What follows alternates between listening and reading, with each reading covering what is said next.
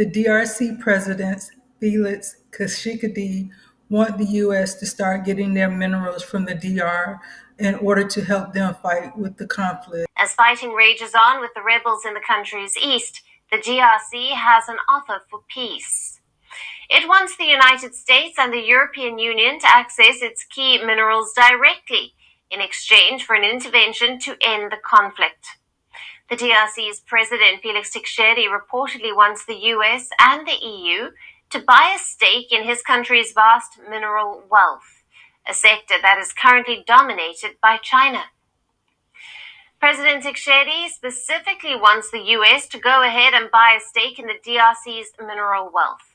Currently, American companies source strategic raw materials from Rwanda, which the DRC says are looted and smuggled by the M23 rebels. Between 2007 and 2016, the U.S. did have mining companies in the DRC. They sold those rights to their mines to a Chinese company. Once that deal was completed with China, the U.S. started getting their minerals from Rwanda. The reason they chose Rwanda is because at that time, Rwanda was more stable, and doing deals to get minerals from Rwanda also helped Rwanda's economy. The deal that the U.S. made with China was also to help benefit the DRC. China stated they will help build the DRC infrastructure, and they was supposed to give them between $3 billion and $7 billion to help with that. During this time, DRC president was Joseph Kabila.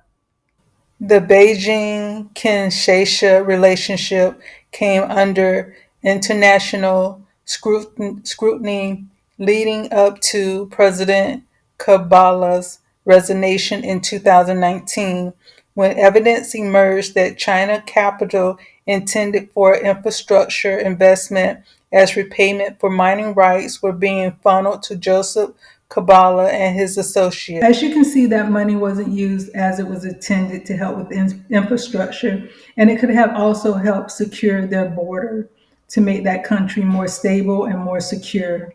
And here we are now with the new president of DRC reaching out to the United States for assistance. I know that Donald Trump has put a 90-day hold on aid from USFA. So we know that the president put a pause on the United States foreign aid policies. And so it's in this section, it speaks about the purpose, the policy, what the 90-day pause is. So I'm not going to read all that. It's just one part I want to get to, and that is the waiver. The Secretary of State may waive the pause in Section 3A for Pacific programs. And so to see what the Pacific programs are, you have to go to this part. Emergency humanitarian waiver to foreign aid assistant pause. I'm not going to read this top part. I just want to get down to the actual waiver. For the purpose of this waiver, life-saving humanitarian assistance apply to core life-saving medicine, medical service, food, shelter, and subsistence assistance, as well as supplies and reasonable administrative costs as necessary to deliver such assistance.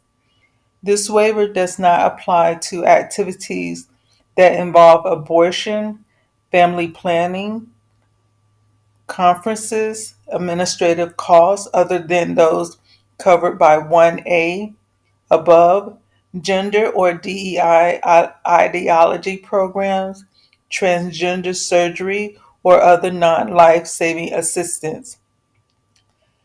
Migration and refugee assistance, MRA, may only be used to support activities under Section 1A and for repatriation of third country nationals to their countries of origin.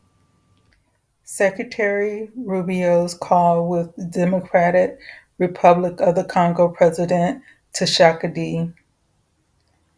The below is attributed to spokesperson Tammy Bruce.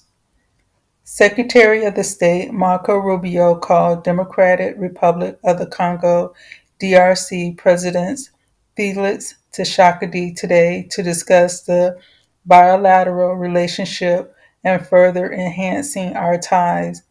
In this introductory call, Secretary Rubio condemned the assault on Goma by the Rwanda-backed M23 and affirms the United States' respect for the sovereignty of the DRC.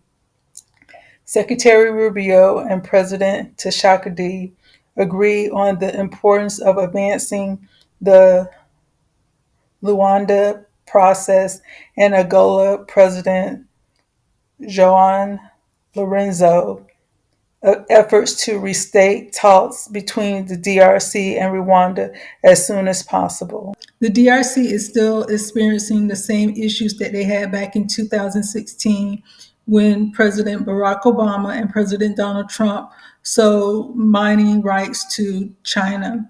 They did it because of the conflict, because it became more of an issue for them to get minerals from the DRC. When you look at the conversation between Zelensky and President Donald Trump when it comes to the conflict between Ukraine and Russia, he basically want them to settle it. He basically want peace.